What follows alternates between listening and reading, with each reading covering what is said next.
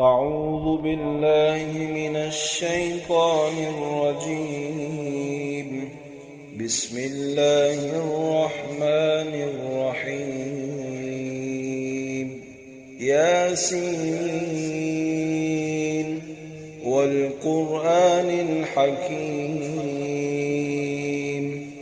إنك لمن المرسلين على صراط مستقيم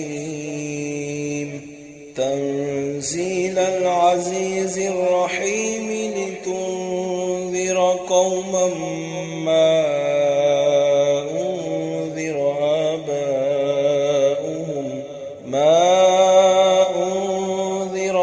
آباؤهم فهم غافلون. لقد حق القول